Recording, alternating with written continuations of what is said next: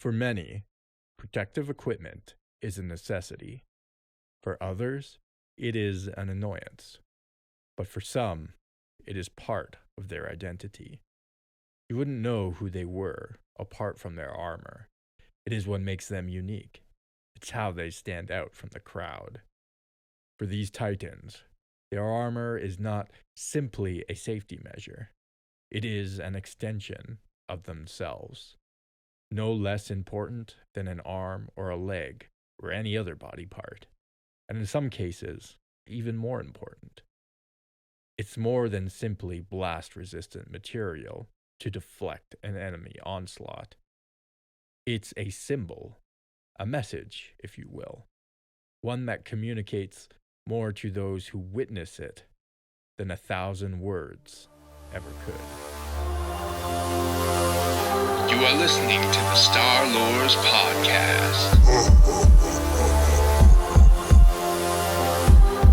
I find your lack of faith disturbing. Are you stuck-up, half-witted, scruffy-looking nerf herder? But I was going into Toshi Station to pick up some power converters.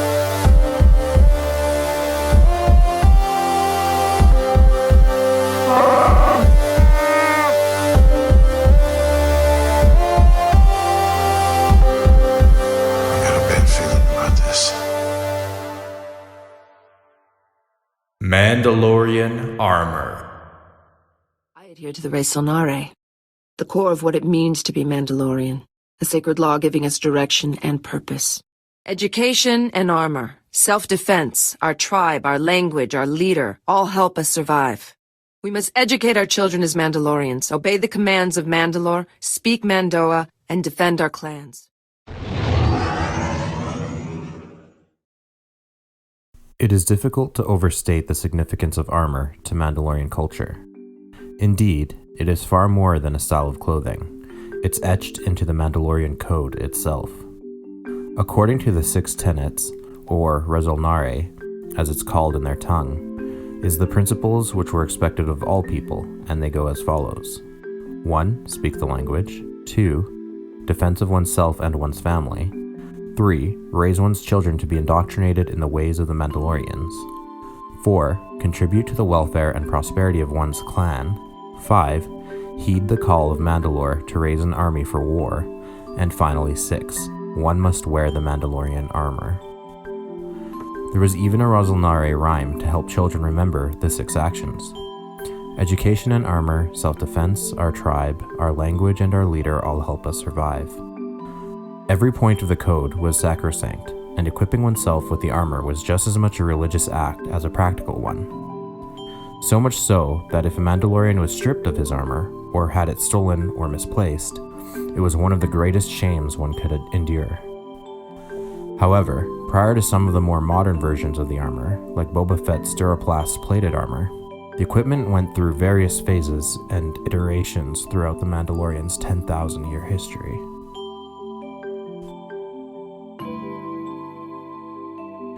The Tong Age. Prior to the Mandalorians becoming a multi-ethnic peoples, they began as one of the indigenous populations of Coruscant, a simian primate species with sharp claws and teeth called the Tong. After a devastating war with the native human population, they were forced to flee the planet and find a new home. After a period of exile and wandering, they found and settled on the world they would eventually call Mandalore. It is here that their fortunes would turn for the better, as they would make a discovery that would revolutionize metallurgy forever, when they unearthed the iron-like ore called Beskar. This element was special because of its lightweight and incredible durability. It was nearly indestructible and could resist both blaster fire and lightsabers. It was also unique. Nothing like it has ever been found anywhere else in the galaxy, except for Mandalore and its moon, Concordia. This gave the Tong a total monopoly on the metal, with which they were able to forge vast fleets for their own empirical expansion. and equip throngs of soldiers with Beskar armor, as well as sell it to the wider galaxy for a high profit. The first generations of the armor were crude, made to look primal and intimidating, with each set being unique to its wearer. The plates were woven together and padded with leather, as well as spikes protruding from its surface. They were decorated in animal bones across the armor. It came with little to no technological enhancements, and the helmet was optimized for the Tong head, with a long and thin visor to cover the eyes, and an equally thin glass plate running down the nose and mouth. This style of helmet, mimicking the Tong skull structure, continues to present day in the tradition of Mandalorian armor smiths. The Crusader Age. As the Mandalorians began to expand their civilization, and with the rapid growth that came with Beskar, they started to subsume other cultures into their ranks. They started to indoctrinate the conquered peoples into the Rezalnare, and even offered subordinate species full-fledged and equal membership into Mandalorian society. This strategy was useful, as it was able to mitigate resentments of the conquered, and thus avoid uprisings and rebellions. They would, though, have to renounce their former cultural practices. With this came an evolution in the armor. Crusader armor was more uniform, and completely obscured what species was behind the helmet. Though there was still quite a bit of customizability, it was not a free-for-all. It was also heavier than the ancient form, using much more Beskar plating, covering far more surface area of the body. During the Mandalorian Crusades, they acted much more like shock troopers, viewing ranged battles as cowardice and preferred melee vibroblade warfare. This is one of the driving factors to more cumbersome but stronger plating. Furthermore, it also incorporated some technological features like optical enhancements in its visors and compartments to carry more weaponry. During the Neo-Crusades, which occurred soon after the Jedi Civil War, Cassius Fett designed a newer version of the former Crusader armor, which held even more uniformity between suits than its predecessor in a bid to unite the desperate people that had become Mandalorians, so that they would see themselves as one single clan, united under the banner of Mandalore. The post-Mandalore Age. After the defeat at the hands of Darth Revan during the Mandalorian Wars, the people who were loosely held together by a set of higher ideals were now dispersed across the galaxy. Though the Mandalorian Empire would no longer exist, its presence as a cultural identity would continue throughout the millennia. Mandalorians would still be tied together by a powerful sense of belonging to their history and their code. They were found in pockets throughout the galaxy as mercenary companies and bounty hunters, still maintaining their battle-hungry honor culture. The armor style, however, would evolve yet again, and it was during this time that it would revert to be far more individualistic than it was during the Crusader era. Because they were no longer part of an empire, every Mandalorian would uniquely craft and color his armor, and would often wear much less of it, optimizing for agility over protection. The Mandalorian Super Commandos, led by Jaster Muriel, were one of the most well-known gun-for-hire groups who are accredited with the innovations and aesthetic that Mandalorian armor is known for today. With the shackles of conformity now stripped off of what constituted a set of the iconic armor, experimentation and innovation became commonplace. What really separated the modern versions from its progenitor was the technological enhancements, which would be retrofitted to the Beskar suits. They would be equipped with everything from jetpacks to guided rockets. Melee vibroblades, which could protract and retract inside the gauntlet, were often seen. The software in the heads-up display inside of the helmet also advanced dramatically, with many of them having the capability to track up to 30 targets at a time, view the infrared spectrum, and even have X-ray vision. As years passed and Beskar iron became more rare, many who followed the Mandalorian traditions would start using Durasteel, perhaps the strongest alloy next to Beskar. Both Jango and Boba Fett used Durasteel armor, but the amount of tech augmentations one could make with their armor was almost limitless for anyone willing to pay the credits, and this was especially true for the Fetts.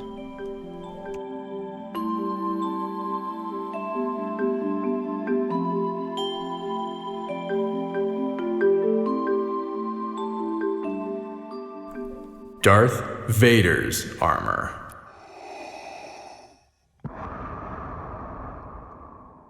More of an exoskeleton than armor, the battlesuit that belonged to Lord Vader was an image of dread throughout the galaxy.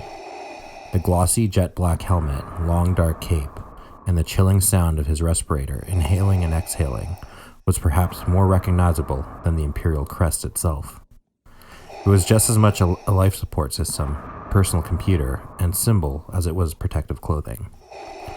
Possibly the most advanced piece of personal technology ever developed up to that point, with the incredibly complex and numerous systems that it ran on. Conceptually, the design itself was an upgraded version of its predecessor bodysuit, worn by General Grievous.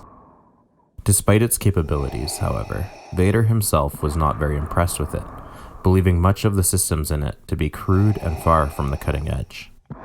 Some of his prosthetic limbs were built with cheap and heavy material. The synth skin, which was meant to replace his charred biological skin, was irritating and often needed to be scrubbed and cleaned.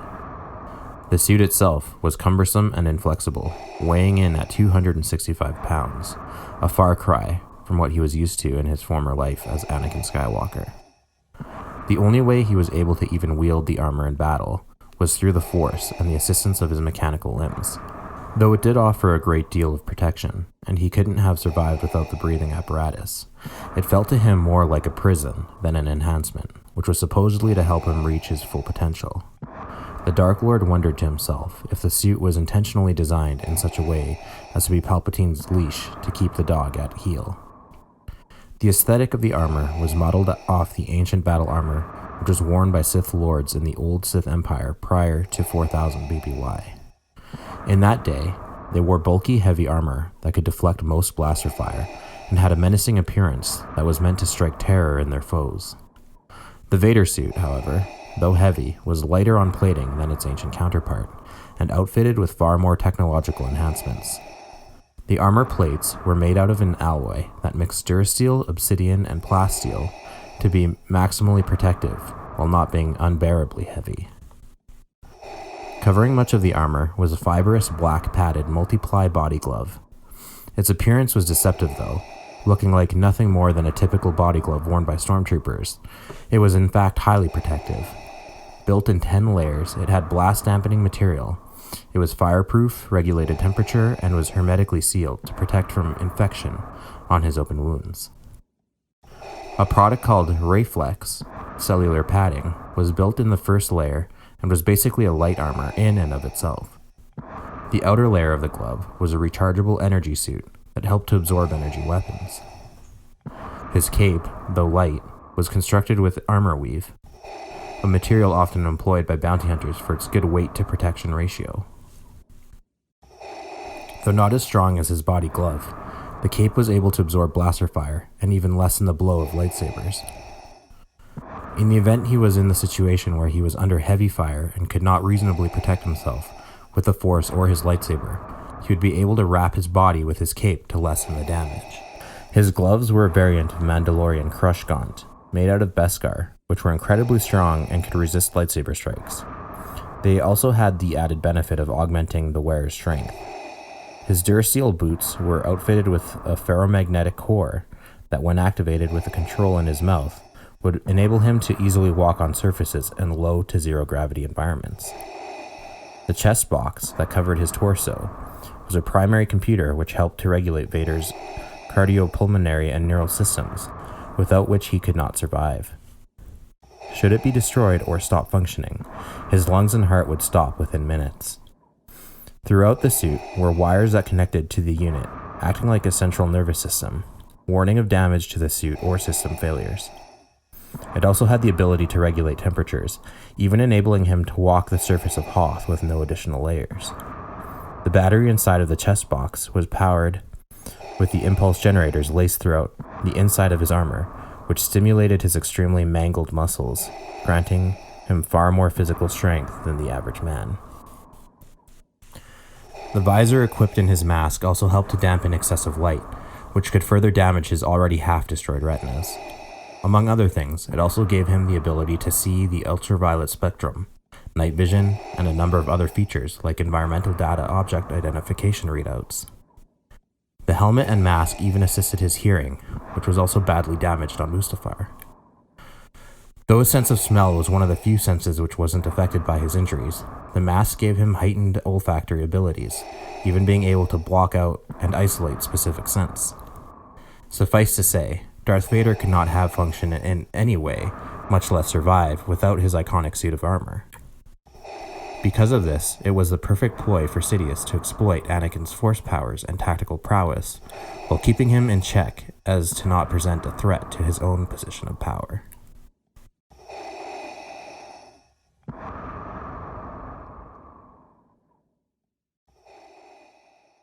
Royal Armour. Throughout history, heads of state, dignitaries, and political bodies have had specialty protection from elite commandos who were set apart from the regular military. The protective equipment they use is often unique, of higher quality, and more striking visual features than typical soldiers. These are some of the most recognizable suits of royal armor. Sun Guard. The Thracians were ethnic Echani's but split from the wider Echani Empire, and at some point in the 12th century BBY, they formed a highly specialized and feared group of mercenaries called the Sun Guard. Even after the fall of Thyrsus, the group continued as a company of bounty hunters and mercenaries, with even a religious and ideological bent to them, not unlike the Mandalorians of the same period. Their most notable assignment was that of the security detail for Darth Plagueis, under contract with Damask Holdings, and in the last years of the Republic, were considered a group of exclusively guarded high-profile individuals. The suit consisted of Echani plating and was considered a heavy armor, but was still relatively easy to move around in.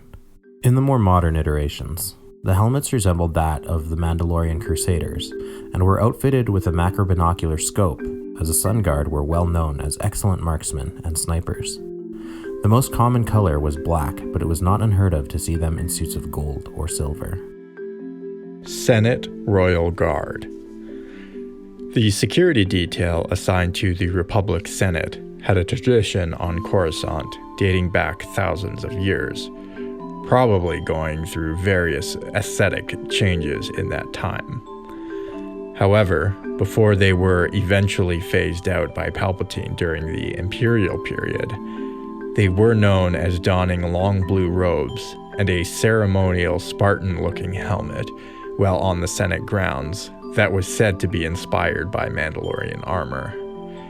Though they could engage in combat if need be, the robes were not meant to be military in nature, but instead were symbolic. Every guard, though, did have an alternate set of blue armor that was essentially the same as the standard clone commando armor. The Red Guard. Colloquially referred to as Red Robes, the Red Guard was formed shortly after Senator Palpatine was elected as Supreme Chancellor. Because he did not trust the Senate Royal Guard, which was typically tasked with the Chancellor's security detail, he formed his own group of elites, which he handpicked from a pool of Senate guards. As the name implies, the Red Guards differed from their Senate counterparts, in that the armor and robes were dyed red instead of blue, but shared all of the same armor materials and characteristics. With one notable exception, the Red Guards had their identities concealed with a visor, which covered their entire face, unlike the Blue Guards, whose faces were exposed. The helmet and mask was heavily influenced by Darth Plagueis' Sun Guard, and even had a hint of ancient Sith armor as well. The Imperial Royal Guard. After the dissolution of the Senate and the establishment of the Galactic Empire, the Senate Guard was disbanded, and the Red Guard transitioned into the Imperial Royal Guard, becoming the official security detail for Palpatine. Though they were occasionally assigned to Grand Moffs, members of the ruling council, or even Darth Vader, their primary purpose was to guard the Emperor, and were often chosen from the ranks of the most elite stormtroopers. Like their progenitors, the Red Guards, they wore red armor and robes. In the case of the Imperial Royal Guard, though, they would always wear a ceremonial robe over top of their heavy plastoid battle armor, making it possible to remove the robe if the situation called for it. They also donned a set of red battle armor that was simply a stronger set of stormtrooper armor that they would wear on the rare occasion they were called to a field mission. The Imperial Royal Guard was viewed as an amalgamation of Sun Guard, Senate Royal Guard, Mandalorian Death Watch, and Sith armors. Imperial Shadow Guard. Virtually the same to Imperial Royal Guard armor in every respect except for color, Shadow Guard armor was entirely black and was worn by Force-sensitive soldiers. These particular soldiers did not guard Palpatine, however. Instead, they were commissioned for specialty, top-secret missions by the Emperor himself.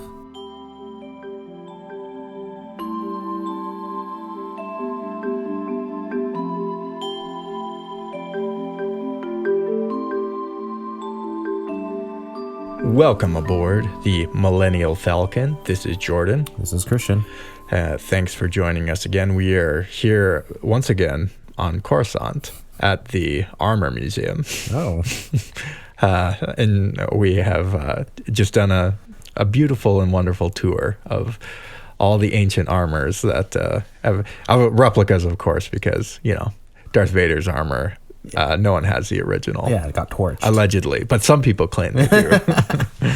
They took pieces of the Death Star home too.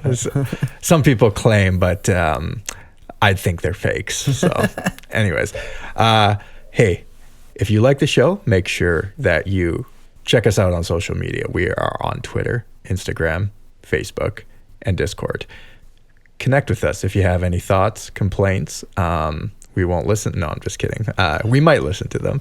And then, or just if you have any suggestions or any commentary on any of the lore that we talk about, we'd love to hear from you guys. Also, if you have like Star Wars collection, Star Wars fan fiction, Star Wars videos, anything that's like an original creation, we'd love to see it from you, and we will feature it on our social stuff. So if you guys are so inclined, please feel free. Also, if you want to support the show and keep this rust bucket flying, you can go to patreon.com/starlores, and you can support us there for $3 a month. If you're not interested in Patreon, you can also do the subscription option on Spotify itself, on the platform, and you could pay $3 a month and just get access to the bonus episodes, essentially. I think that's about it. So today we're talking another episode. This is like our second episode, getting into the armor. Sorry, go ahead. Yeah, I was just gonna say that's the second of probably more episodes to come. One episode I'll have to see if there's enough content, but I am kind of interested is like ship armor. Armor plating. Yeah, so that might be a little academic and boring. I was going to say, it's going to be super technical, describing like the thickness of plates. Yeah, I don't know if I can make it that interesting, but maybe like a shorter episode would be fun to do. Yeah. Ship armor and stuff. At armor, vehicular armor. Anyways, so before we get into the discussion here, I'm going to try and do the Wrestlnare, the Mandalorian code in Mandalore. Oh, okay. Hopefully no Mandalorians are listening to you butcher the language. Yeah, so it goes like this. Ba Jur, Bal Beskar Gam, Aranov Alit, Mandoa Bal, Mandalore, and Vankuyen Mi. I think my accent was terrible. A little bit off, yeah. But that is the Wrestlnari in Mandalorian. So Sounds shorter than in English. yeah, it does. But that's it. That was the whole thing. Well, you can memorize it and everyone can become a Mandalorian. Yeah, exactly. So first thing, obviously, like it's interesting in the whole Mandalorian armor in like a lot of different suits of armor keeps coming up as like an inspiration, even in Darth Vader's a little bit. I didn't totally get into that, but there's even some Mandalorian armor inspiration. I think that's just due to the timeless coolness of real life's Corinthian style helmets, the Greek helmets that everyone knows. Yeah. And then that obviously got translated into the Mandalorian armor, and then people just keep self-referencing it. Yeah. And then sometimes people realize they're referencing it maybe too much and try to do something different. But all roads lead to Mandalore, Yeah. it seems. It is funny. And I also, what's also interesting about Mandalorian armor, which probably of all suits of armor, it's like the most important, the most iconic, maybe next to Darth Vader's armor. But what is interesting about the Mandalorians is like, if you go into the lore, it really is, it's like metallurgy that is like what launches their civilization into prominence. And that's like, I in the show, we like to do contrast with like the real world, and that is like how a lot of civilizations have just exploded out of nowhere. Is metallurgy, is like the discovery of a new metal, or controlling the metal that exists. Yes, controlling a source of metal, of ore that where you can be it tin or copper or iron, back in the day. So I do like that they do that I wrote that into the lore, that like Beskar is part of what helped their civilization rise, Yeah, no, it's pretty true to life. Yeah. Kind of like controlling the stars is like controlling a navy. Same thing with controlling metal. Yeah. And advancements in metallic science, right? Yeah, exactly. And another thing, so I feel like I'm a little torn on this. I know in like the Disney canon, it seems like very much like if you don't, especially with the Mandalorian show, like if you don't have Beskar iron, it's not real Mandalorian armor. Yeah. However, like Jango and Boba Fett have Durasteel. Yeah, both have Durasteel armor. I think that comes from a visual dictionary, like before Beskar became super prominent. Okay. So back, it was kind of one of those retroactive things where like someone said it, now they kind of have to stick with it. Oh, okay, yeah. I would say it's like, is it legitimate Mandalorian armor if it's not Beskar? It's hard to say. Yeah. I want to say no. No, I want to say yes, that all Mandalorian armor can be Mandalorian armor. I think it's like the spirit of the law, right? As long as you don the armor. But, and especially as Beskar becomes more rare too, right? At some point it will become so rare that maybe you won't even have a full set of armor. Maybe just like a thigh plate will be actual Beskar. So does that mean your culture dies with the material, or? Right, yeah. Yeah, and Mandalorians existed before the armor as well, right? Even though it is a central tenet, the Mandalorian ideals were still there first. So I would say, yeah, actually that changes my mind. I would say definitively yes, that you can have non-Beskar Mandalorian armor. Okay. Yeah, I don't know. I'm still on the fence about it. I think it does seem a little more like it holds a little more weight if you have Beskar. Ironically, it would be lighter though. Yeah. Yeah, so symbolically more weight if you have more Beskar, or like you said, even one piece of Beskar. But yeah, I think there's cultural value in the genuine material, but I don't think you should be outcasted if you don't have the true material either. Yeah, fair enough. So I want to get a little, I think we maybe did get into this a little bit in our Darth Vader episode a few years back.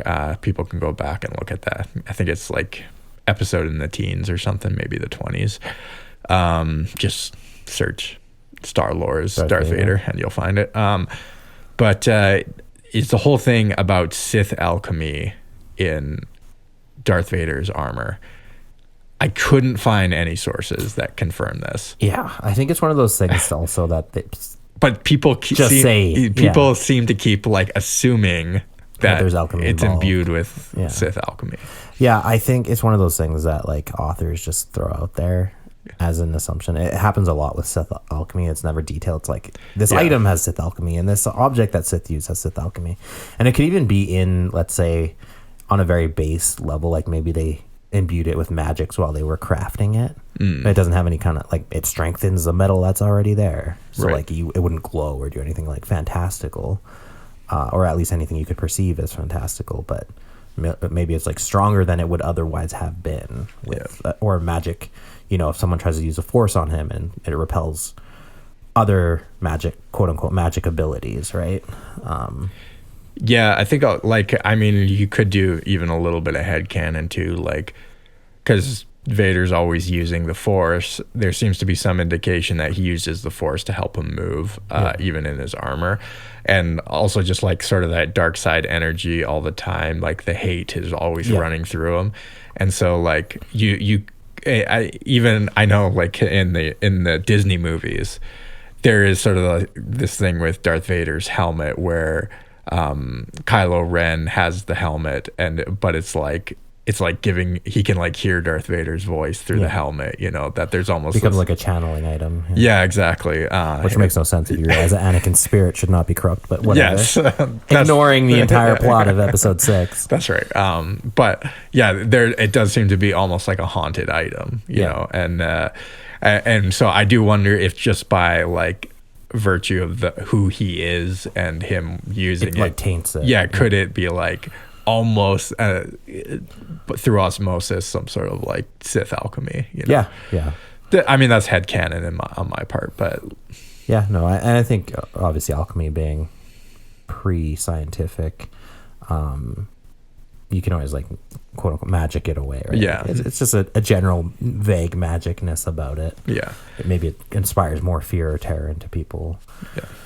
Yeah, and I have seen people like there are people like I've seen some writers they like Sith alchemy armor like it's a category in and of itself, but I don't think that that's actually how it works. Like it should just be like it could be any object. Yeah, imbued with magic. Yeah, just imbued with. It could that's be a T-shirt, or it could be it could be plates. Stormtrooper armor, and it could be Sith alchemy armor, right? Yeah. Like it. I don't think it's like a category in and of it's itself. just had like a spell cast over it or whatever, which would put it under that category, but it could be composed of many different things. Yeah, and also just the idea of alchemy, again, just from the real world, being that like changing of transubstantiation of material, being a big component. So just calling everything Sith alchemy, like maybe Vader's plates used to be one material and they converted it into something different, right? Yeah. Like, yes, alchemy is magic, but it's not that magical. Like I said, it's like a pre-science. Yeah. It's chemistry before chemistry was a thing. Exactly. Just another kind of note is I was just reading like behind the scenes. So armor weave, I did talk about how like Vader's cape is armor weave, but there's armor weaves all throughout. Lots of people use anything that kind of feels like it appears to be like a armored fabric. Yeah, like a protective fabric is armor weave. But I was reading it was basically someone wanted something like Kevlar on Vader, but they didn't want to call it Kevlar. There they so wanted a more sexy name to it or something. It's armor weave. So Vader's cape is like possibly bulletproof. And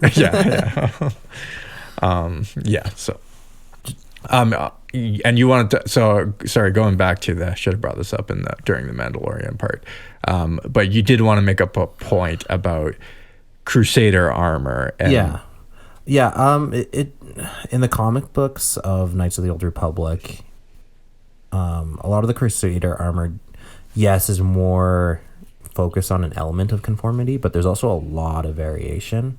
So there's a little bit of like conflicting material in what you read and what you physically see in the artwork of the comics. Like you can certainly see like, different species mixed in with the Mandalorian Crusaders, who are very evidently those species. You can see like a Mandalorian style armor adjusted for a Rhodian physiology, or like a Wookiee, right? Yeah. And then it becomes even more conformed. Is that a word? Or less conformed? No, it becomes more uniform. Oh, okay. As you move into, because the comic books predate the video games. Yes. Like on the timeline. Yeah. And as you go into the video games, obviously it's like hyper conform. Yeah, Everyone yeah. is wearing like Once you get essentially to the same armor, Mandalorian different Wars, colors. Yeah. So just a little bit of a distinction there I wanted to. Yeah, to and it point could be out. kind of grading on a curve for like Mandalorian. What is conformity for a Mandalorian? Yeah, exactly. Is not the same as a stormtrooper. Right? Yeah, and conformity doesn't have to be exactly the same. It could Yeah. be variations on a spectrum of closer to the same as your comrades. And by a similar virtue, like someone like Jaster's Super Commandos, they have very uniform color schemes, but then they have like unique patterns and Yeah. designs that indicate unit numbers or units. And then you also have the color schemes that they evolve into of like different missions and values of the individual who's wearing it. So, Yeah, I was looking at some like Jaster Muriel's like squads, and like it's all like, yeah, you're right, there are the conform colors, but like some guys aren't even wearing like anything on their legs. Yeah. And some guys are. Yeah. And it's like it seems to be like yeah, and you'll see like the vague palette. Yeah. But then like some guys' shoulder pads will be red and the other guys will be yellows and Yeah. the guys will be greens, but they all kind of share the same colors. And then you have people like Montross who's wearing like more gray blues. Yeah. So All right, and then sort of the last one we covered was the Royal Guard armor. Yeah. Now, one thing, again, more conflicting sources, especially on these more like tertiary topics. There's always like, I feel like they haven't exactly hammered out the details. Yeah, made like a canon on, but the Senate Royal Guard, like the Blue Guards, there's conflicting sources on their origins. I found some sources saying their origins they're like based off the Mandalorians, others base them off the Sun Guards, and then like some sources base the Sun Guards off the Mandalorians, right? So it's sort of like it's kind of a web that's hard to untangle. Yeah, I think the in-universe justification would be that you can have multiple sources of inspiration at the same time. Yes. Or you have that legacy of inspiration. So maybe the Sun Guard were inspired by the Mandalorian. So if you base something off the Sun Guard, you are de facto also basing it off the Mandalorians. Or alternatively, you're looking at both suits and you're like, I like this feature of that suit, I like this feature of that suit, and then combining it into your new suit. Yeah. So, yeah, for sure. even though they conflict, I think it's pretty easy to mentally make them fit. Yeah, which absolutely. I find I do a lot nowadays. But yeah. And then you wanted to bring up the Vader samurai armor. oh yeah, just going back to Vader there. Obviously, very much inspired in real world by samurai armor. Yeah. And his helmet almost has a Yeah, it looks like a samurai helmet. yeah, it is. But also, I was gonna say it was gonna be like an exaggerated German helmet. Oh yeah. The name Stahlhelm. Okay. Style, but with the back end that goes all the way down to the shoulder. Again, like it looks like a samurai helmet, but Yeah. it feels like that again with the whole like Germanic Yeah. pseudo space Nazi vibe. And funny story with that helmet is actually Saddam Hussein had a unit of soldiers that had Kevlar helmets shaped like Darth Vader's Oh really? helmet, not the faceplate, but the helmet. And yeah, it was made out of Kevlar, and they actually Interesting. used it in combat. You can find photos of it, and it was inspired by Darth Vader. Like Saddam Hussein saw Vader's helmet and thought that was cool. I want to equip my bad guys with that helmet. So, Man, yeah, like I think if you're gonna try and ingratiate yourself to like Westerners, that's not that's gonna. not gonna be, or if you're just like, I am the bad guy. Yeah. I'm gonna outfit my guys to look like the bad guys. Yeah, yeah, that's kind of funny. All right, Christian. So, what was your favorite set of armor in this episode that we covered? Honestly, you make this so hard. You pick like the 3 coolest suits of armor, in my opinion. It's hard for me to choose between. And you have to pick one from, like, if it's Mandalorian, it can't just be any specific. Yeah. Because Mandalorian armor is pretty vast. Like there's lots of different styles and helmets and it's changed over time. too.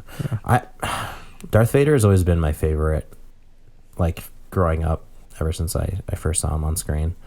But the Mandalorian armor is hard to beat, even from Vader. I might have to go with the modern. I don't know, man. Vader's pretty cool, and the Senate Guard has pretty cool armor, especially the armor plated version, not so much the robe version of the Royal Guards. But they're full plate armor. I'm gonna go with. You're killing me.